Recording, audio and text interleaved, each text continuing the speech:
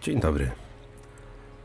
Na wstępie chciałbym ostrzec, jeśli nie dopuszczasz do siebie krytyki Kościoła katolickiego i osób z nim związanych, nie słuchaj dalej tego materiału. Dziś opowiem historię Matki Teresy z Kalkuty, postaci bardzo kontrowersyjnej i wywołującej skrajne emocje. Ale zacznijmy od początku. Pod koniec sierpnia 1910 roku w rodzinie Nicole i Drana Bojaksiu, macedońskich mieszczan ze Skopie, urodziła się Agnes. Już w wieku 12 lat poczuła, jak sama twierdzi, więź z Bogiem, a mając 18 lat wstąpiła do sióstr Loretanek. Była to grupa irlandzkich zakonnic głoszących Słowo Boże w Indiach. Warto zwrócić uwagę na ten fakt, gdyż irlandzkie zakonnice już wtedy urządzały piekło na ziemi irlandzkim dzieciom. W roku 1931 przyjęła imię Teresa i pracowała w St. Mary's, szkole w Kalkucie, gdzie nauczała języka angielskiego. Już w 1940 roku założyła Kongregację Misjonarek Miłości, która otrzymała status zakonu w 1956. Zakon w swoim założeniu miał nieść pomoc przede wszystkim nieuleczalnie chorym, inwalidom, trędowatym, niewidomym oraz osobom niepełnosprawnym. Jakkolwiek inicjatywa narodziła się i istniała początkowo w Indiach, to z czasem powstało około 600 misji w 123 krajach, a zakres działania został poszerzony, przykładowo o opiekę nad opuszczonymi dziećmi. Zakon rozrastał się i w końcu zrzeszał około 5600 osób oraz setki tysięcy wolontariuszy na całym świecie.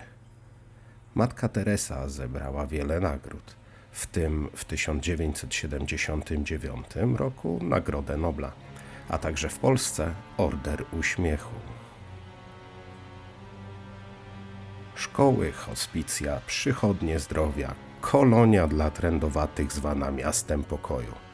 Wszystkie te miejsca powstawały dzięki Matce Teresie jak grzyby po deszczu w najbiedniejszych miejscach świata, a na jej konta zaczęła spływać prawdziwa rzeka pieniędzy. Trudno dziś określić, jakie są to kwoty, gdyż Watykan pilnie strzeże swoich dochodów i nic w tym dziwnego. Oficjalnie mówi się, że Matka Teresa przynosiła około 30 milionów dolarów rocznie. Jednak według wielu badaczy jej historii są to wartości mocno niedoszacowane. W kasie zakonu znajdowało się zwykle ponad 100 milionów ówczesnych dolarów. Po analizie wydatków i wpływów okazuje się, że tylko 5% rocznych dochodów było wydawanych na pomoc biednym. Pozostałe wpływy służyły do kupowania nieruchomości, były dysponowane na różne, ujawnione po latach konta lub budowane były za nie wystawne domy dla misjonarek. Zeznania i wyznania niektórych współpracowników Matki Teresy wydają się wskazywać na wiele nieodkrytych jeszcze kont, jakimi dysponował zakon.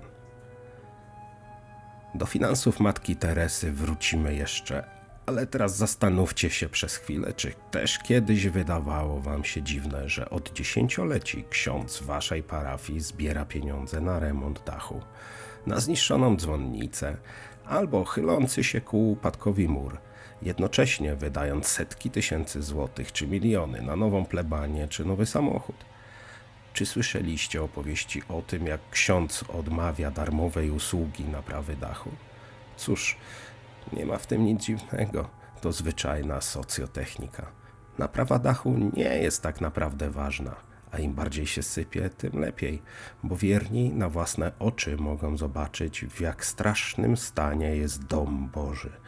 Mogą poczuć się winni, że zbyt mało datków przekazali, co może doprowadzić do katastrofy.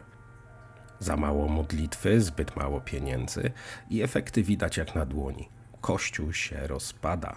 Choć ksiądz prosi i modli się za wiernych, za ich dostatek, oni nie odwdzięczają się datkami na dach. Wydaje mi się, że w ten sam sposób działała Matka Teresa. Pierwsze zastrzeżenia co do jej działalności dotyczą sposobu pomocy chorym. Cytując jej słowa, jest coś pięknego w widoku wielu ubogich, których przyjmuje. Muszą cierpieć, jak Chrystus cierpiał na krzyżu.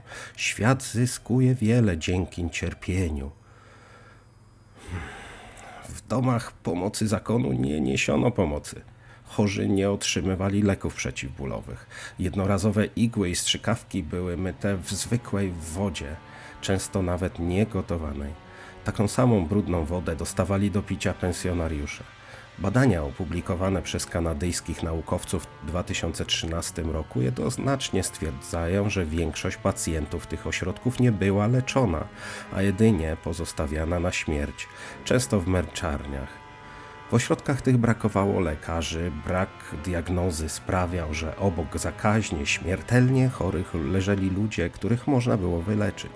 Leki podawane bez diagnozy często przynosiły więcej szkody niż pożytku. Zwróćcie uwagę, że ten głód, ból i cierpienie nie były związane z brakiem pieniędzy. Przecież zakon dysponował ogromnymi środkami, które mogły pomóc umieszczonym tam ludziom. Jednak według Matki Teresy cierpienie ich było piękne. To właśnie cierpienie rozmiękczało serca ludzi, którzy wpłacali często spore kwoty zasilające konta zakonu. To właśnie umierające, głodujące dzieci były doskonałą reklamą dla działalności Matki Teresy. Były jak ten dach w kościele, który najlepiej, żeby nie był naprawiany, bo dzięki temu można zgarnąć jeszcze więcej i jeszcze więcej datków. Brytyjski lekarz Arup Charitier otwarcie mówił o kłamstwach zakonu, który twierdził, że prowadzi szkołę dla 5000 dzieci. Jednak nikt nigdy tej szkoły nie widział. Wiele osób jest przekonanych, że znaczna część środków nie miała być przeznaczona na pomoc, ale dzięki nim budowano jedynie kościelną infrastrukturę. Jako przykład można podać placówki zgromadzenia w Papui Nowej Gwinei. Z powstałych tam 8 misji żadna nigdy nie przyjęła potrzebujących, a ich działalność skupiała się jedynie na nawracaniu miejscowej ludności na katolicyzm. Susan Shields, jedna z sióstr misjonarek, wspomina, że normą było zadanie umierającym pytania, czy chcą bilet do nieba. Jeśli konający, najczęściej nieświadomy kontekstu człowiek udzielał jakiejkolwiek twierdzącej odpowiedzi, uznawano to za zgodę na chrzest. Nieodosobnione były przypadki chrzczenia dzieci bez zgody, a nawet często bez wiedzy rodziców, gdy te przebywały w ośrodkach. Wróćmy do naszej parafii z cieknącym dachem. Pamiętacie, że ksiądz buduje piękną plebanię albo wynajmuje hektary, aby trzymać na niej swoje daniele, a nadal nie ma pieniędzy na załatanie dachu. Widzicie podobieństwo? Matka Teresa kupuje ziemię, buduje na nich klasztory, kościoły, hospicja i przytułki, ale ci ludzie nadal nie otrzymują opieki. Nadal są głodni, a misjonarki miłości, pomimo ogromnych datków i zgromadzonych środków, ofiarują im modlitwę i zachwycają się pięknem cierpienia. Tak to właśnie działa. Tam, gdzie są duże pieniądze, pojawia się władza i polityka, a zaraz za nią przestępczość. Znane są powiązania Matki Teresy z takimi właśnie ludźmi. Papa Doc, haitański dyktator, który swą władzę po wygranych wyborach utrzymywał przy pomocy prywatnej armii, a w kościołach modlitwy musiały zawierać hołd na jego cześć. W 1969 roku po usunięciu duchownych religią oficjalną Haiti stało się voodoo. Jego reżim jest odpowiedzialny za śmierć 30 000 ludzi. Jego syn Jean-Claude Duvalier, czyli Baby Doc, przyznał Teresie w 1981 roku odznaczenie, a sama misjonarka wielokrotnie wypowiadała się o obu dyktatorach z życzliwością. Dość kontrowersyjne relacje łączyły Matkę Teresę także z dyktatorem Albanii, Enverem Hodżą oraz Charlesem Keatingiem, amerykańskim prawnikiem, bankierem i finansistą, znanym z udziału w ogromnym skandalu finansowym w latach 80. Gdy został oskarżony o kradzież, wspierała go otwarcie w mediach, opowiadając, jakim jest wspaniałym człowiekiem. Jednak gdy prokuratura zaproponowała, by Zgromadzenie Misjonarek Miłosierdzia oddało kradzionym przez Keatinga, a przekazane matce Teresie pieniądze, nie otrzymała odpowiedzi. Osobnym rozdziałem jest ujawniona niedawno sprzedaż 4 noworodków przez zakonnicę Misjonarek Miłości i jedną ze świeckich pracownic tej instytucji. Kilka tygodni wcześniej indyjska policja poinformowała o podobnym przypadku w innym ośrodku misjonarek.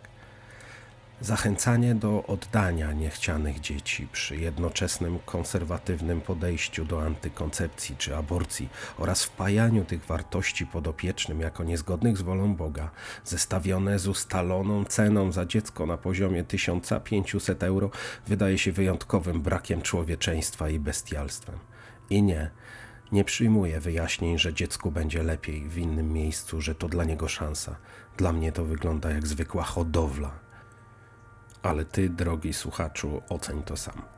Zastanów się, czy dla ciebie ta osoba zasługuje na szacunek, czy raczej okazała się sprytnym marketingowcem, dzięki któremu Watykan zdobył kolejne miliony i umocnił gdzieniegdzie swoje wpływy. Jeśli jesteś wierzący, zastanów się, czy modlitwa na pokaz zasługuje na pochwałę i czy jest bardziej wartościowa niż realna pomoc całej rzeszy ludzi, o których nigdy nie usłyszysz. Nie mam zamiaru zniechęcać nikogo do wiary jako takiej, ale chciałbym, żebyśmy wszyscy spojrzeli na kwestie instytucji kościelnych bez klapek, jakie pozakładano nam na lekcjach religii. Od dziecka większość Polaków żyje pod wpływem tej instytucji. Wpaja nam się jej ideały jako jedynie słuszne, a ludzi w sutannach każe postrzegać jako nieomylnych wysłanników Boga na ziemi.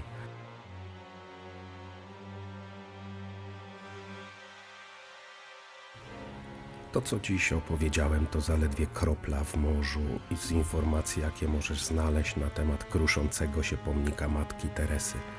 Całkowicie pominąłem tutaj wątpliwości związane z jej beatyfikacją i rolą Jana Pawła II. Ale nie martwcie się, przyjdzie czas i na to w kolejnych odcinkach. Tymczasem do usłyszenia i zapraszam do dyskusji.